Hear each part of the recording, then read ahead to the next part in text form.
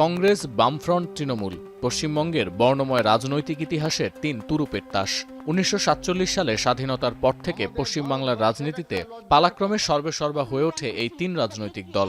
স্বাধীনতার পর প্রথম ৬৪ বছরে শুরুতে কংগ্রেস এবং তারপর বামফ্রন্টের জয় জয়কার দেখা গেলেও গেল ১৫ বছর পশ্চিমবঙ্গের ক্ষমতার ভরকেন্দ্রে তৃণমূল কংগ্রেস।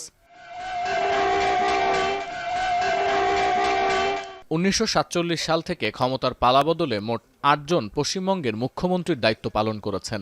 স্বাধীনতার পর পশ্চিমবঙ্গের প্রথম মুখ্যমন্ত্রী নির্বাচিত হন প্রফুল্ল চন্দ্র সেন।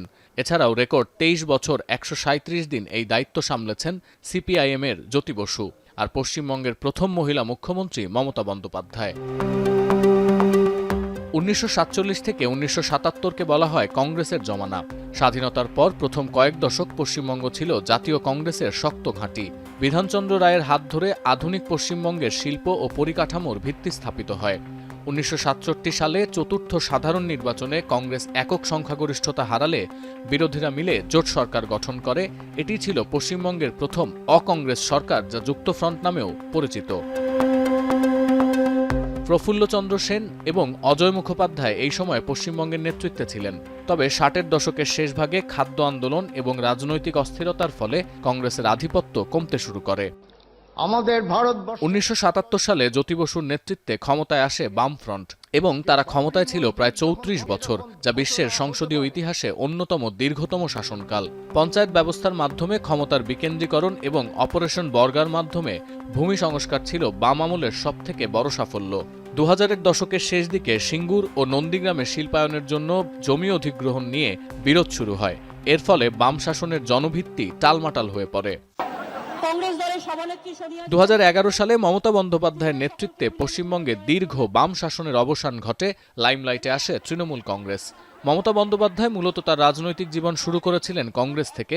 ৯০-এর দশকের মাঝামাঝি পশ্চিমবঙ্গের তৎকালীন শাসক দল সিপিআইএম-এর বিরুদ্ধে কংগ্রেসের নরম মনোভাবের বিপক্ষে ছিলেন মমতা।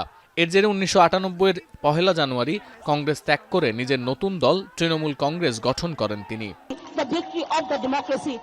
তৃণমূল গঠনের পর রাজ্যে বামফ্রন্টকে ক্ষমতাচ্যুত করতে তিনি বিজেপির নেতৃত্বাধীন ন্যাশনাল ডেমোক্রেটিক অ্যালায়েন্স বা এনডিএতে যোগ দেন।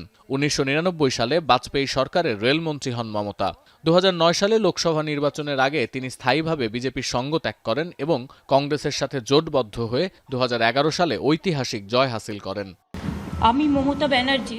২০১১ সালের ২০ মে মমতা বন্দ্যোপাধ্যায়ের শপথ গ্রহণের মধ্য দিয়ে পশ্চিমবঙ্গে ৩৪ বছরের বাম শাসনের অবসান ঘটে এবং তৃণমূল কংগ্রেসের যাত্রা শুরু হয়।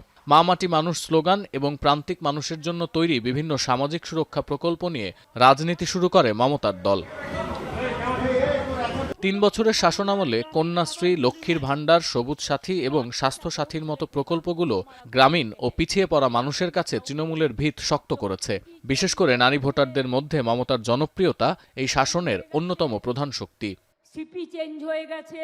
তবে সারদা, রোজ ভ্যালির মতো চিটফান্ড মামলা, সাম্প্রতিককালে নিয়োগ দুর্নীতি বা সন্দেশখালির মতো ঘটনা মমতা প্রশাসনের ভাবমূর্তিকে চ্যালেঞ্জের মুখে ফেলেছে। বিরোধী দল হিসেবে বিজেপির উত্থান এই জমানায় পশ্চিমবঙ্গের রাজনীতিতে নতুন মেরুকরণও তৈরি করেছে। সতীর্থ কর্মকার, এখন বিশ্ব।